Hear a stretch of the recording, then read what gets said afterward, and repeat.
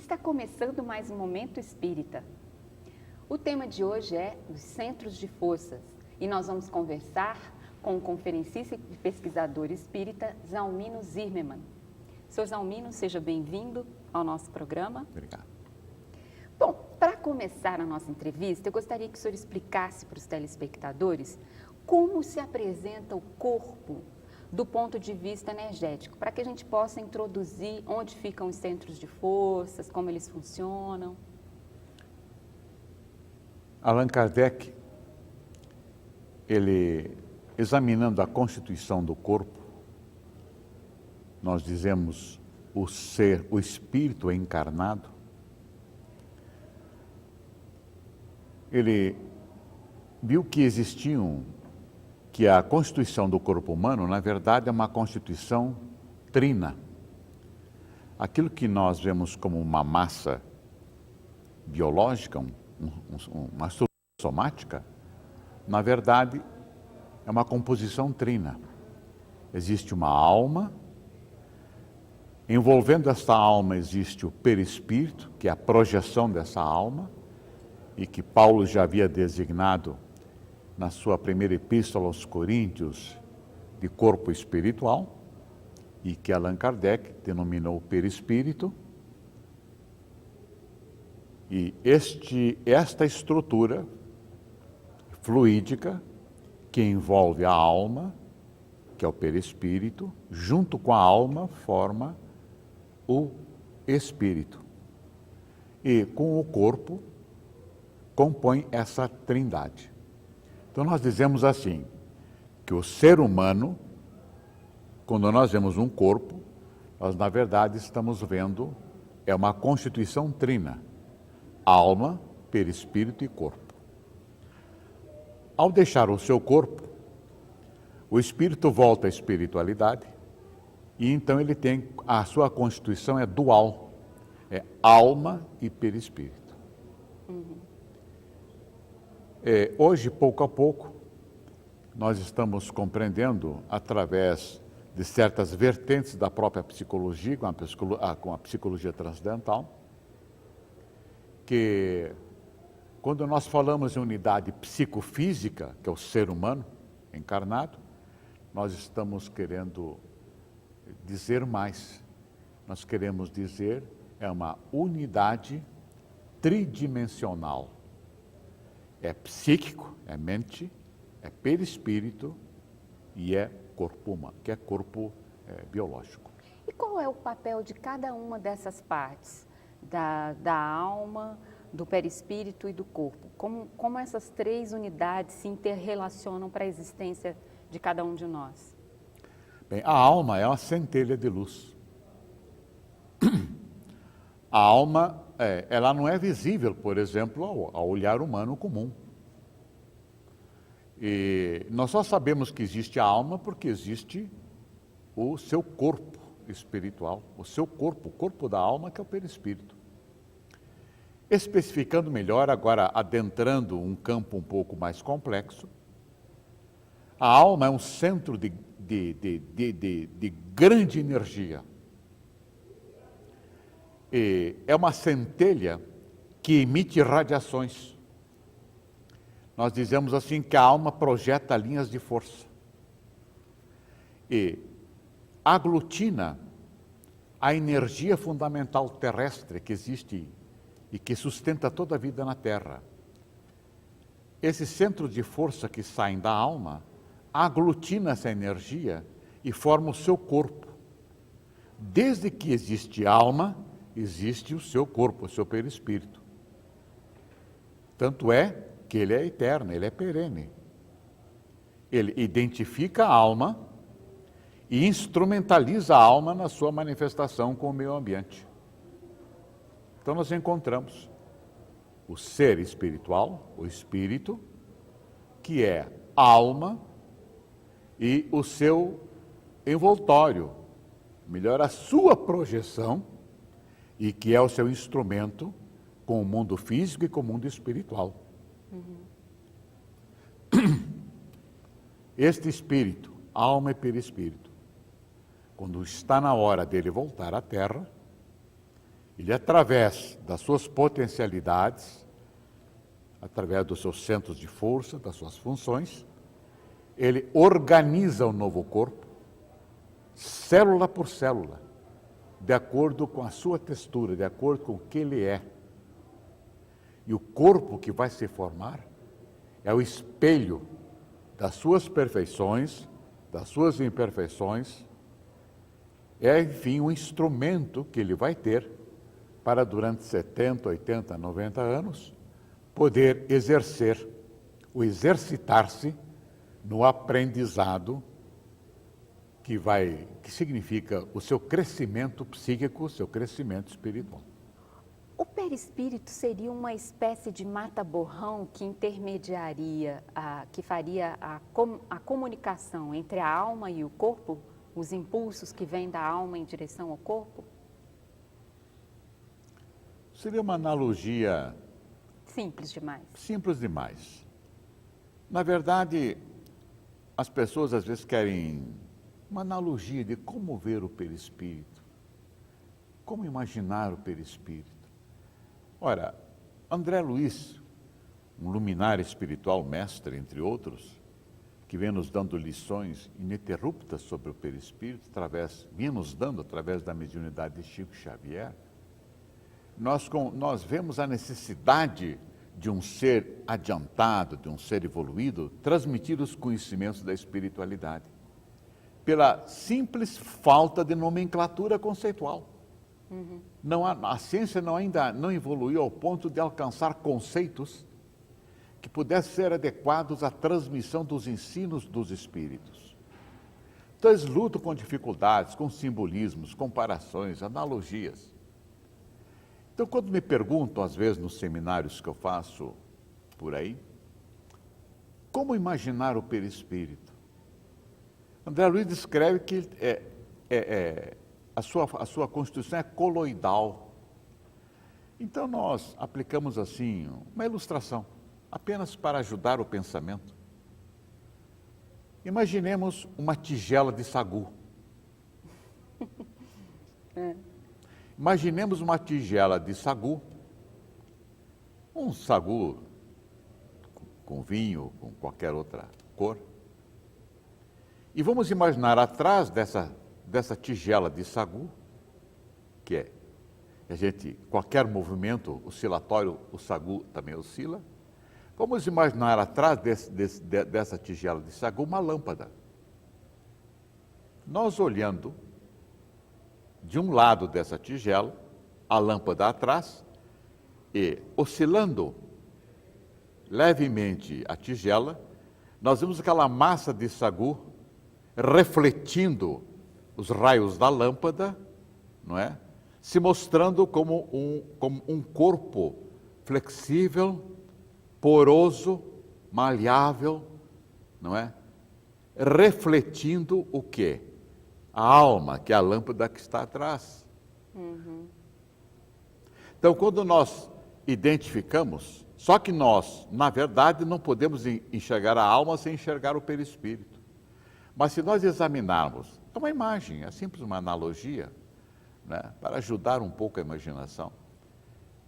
Então, quando os espíritos, a impressão que nós temos, e os videntes também assim o mostram, quando vem um perispírito, ou quando consegue penetrar o perispírito, que não é fácil não, os espíritos podem chegar a detectar a aura, que é uma projeção do perispírito, mas penetrar, visualizar o perispírito em si, é só para quem já dispõe de recursos espirituais bem mais avançados, são para os espíritos bem mais avançados.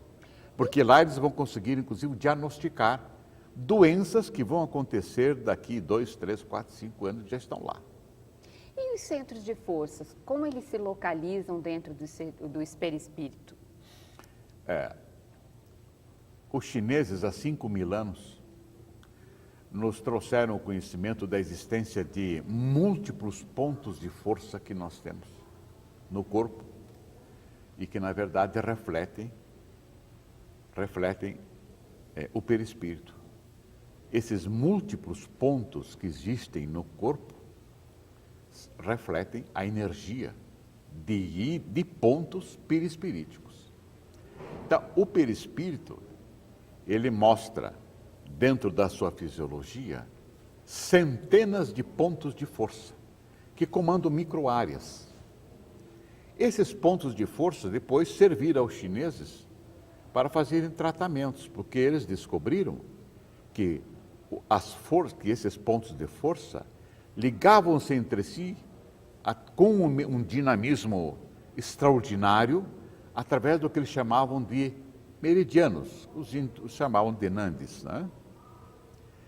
E os chineses, então, através das suas pacienciosas observações milenares, conseguiram detectar esse mecanismo, essa fisiologia que acontecia através desses pontos e criar a acupuntura, que é o tratamento de equilíbrio energético, estimulando certos pontos, com repercussão em todo o sistema perispirítico.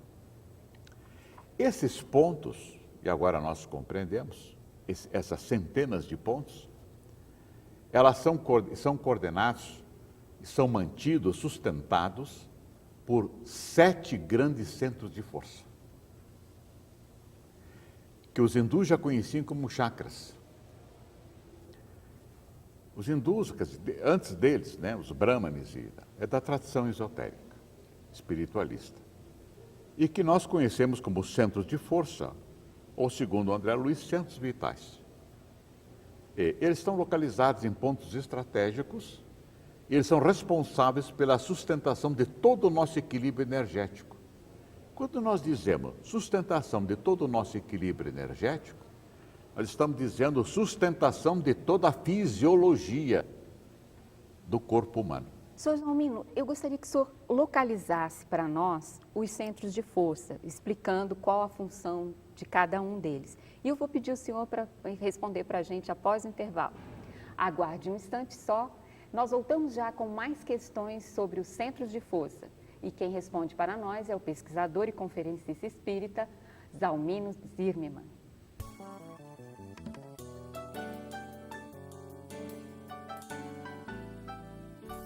A Fratelli, divulgadora cultural e educativa, vem propor a você uma visão holística da vida, o equilíbrio entre corpo, mente e espírito, a harmonia entre ciência e religião. Agora, a Fratelli coloca à sua disposição essa preciosa fonte de informação e de meditação. São mais de 80 títulos em VHS.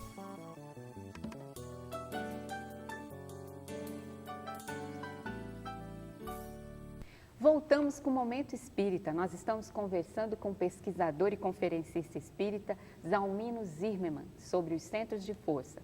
No bloco anterior, Sr. Zalmino, eu perguntei sobre onde se localizam os centros de força e quais a função de cada um deles.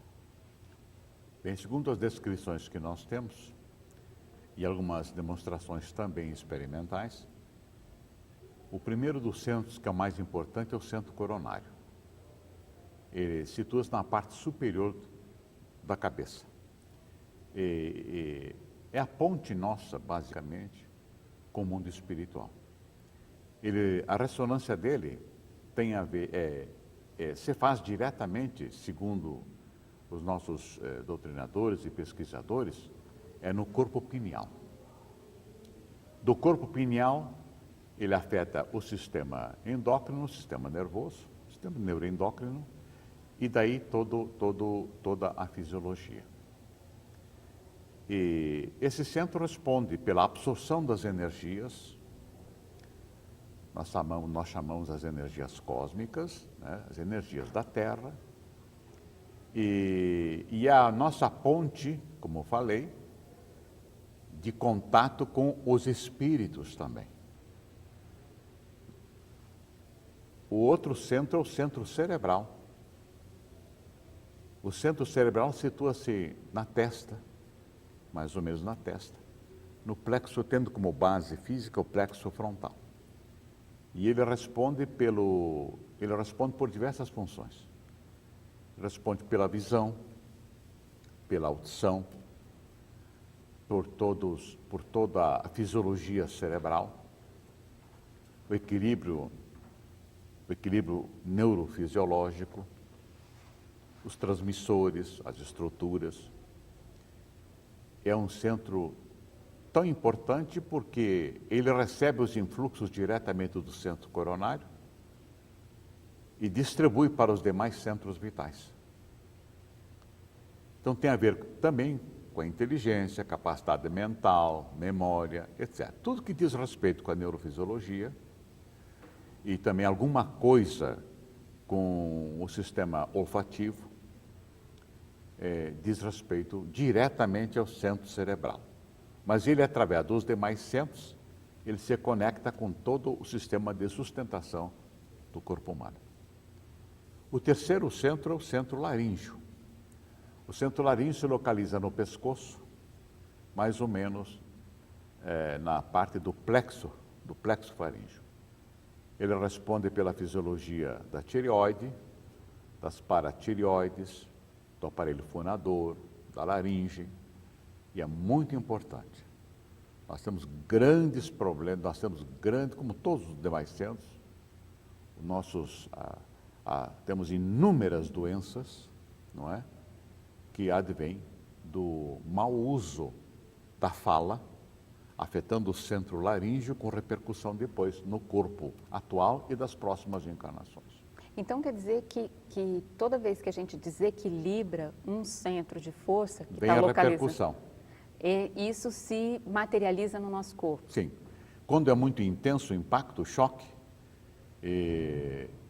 se materializa desde logo na próxima encarnação, na mesma encarnação, na mesma vida, e até logo mais, até meses depois e tal.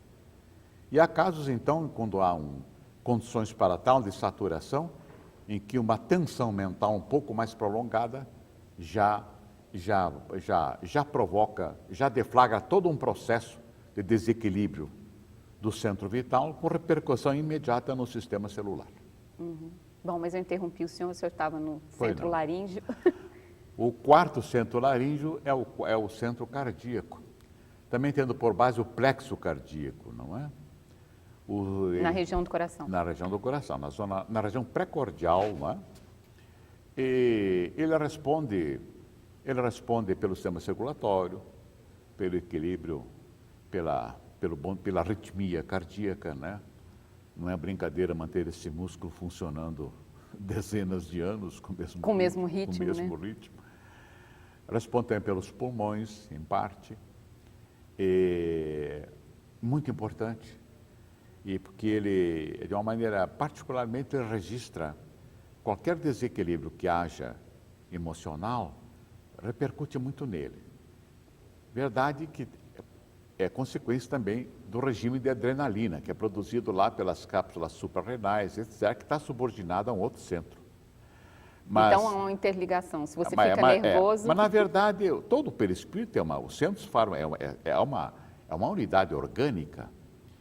Mas é interessante que as pessoas se lembrem quando tem coração, quando começa a bater muito, quando dói e tal. Mas na verdade ele está ali presidindo uma série de fenômenos espirituais e físicos, sempre. E que a ciência, ela pouco a pouco está se avizinhando, está se aproximando dela. E o momento, logo mais nós teremos nos próximos decênios, estudos mais avançados sobre o desempenho dos centros vitais. E a medicina vai ser revolucionada. Uhum. Não tem dúvida nenhuma, porque é um conhecimento da estrutura mais íntima do ser humano, não é? Que até agora está ainda sob a ameaça do materialismo que está aí, não é? E do mercantilismo, essa imensidão de dólares, né, e de euros investidos em laboratórios, em pesquisas, só para arrumar novos medicamentos com os mesmos efeitos ou com efeitos piores ainda. Que acabam impactando nos centros de impactando, estimulando e mais, comprometendo às vezes as funções do perispírito. Uhum. Isso é um tema muito complexo, não é para uma entrevista. Curta e rápida. O outro centro é o centro gástrico. Uhum. que é muito importante também, situado no plexo solar, né? na região do abdômen e na região do hipergastro, né? E responde pela fisiologia do estômago, do aparelho digestivo, estômago, fígado, pâncreas e intestinos.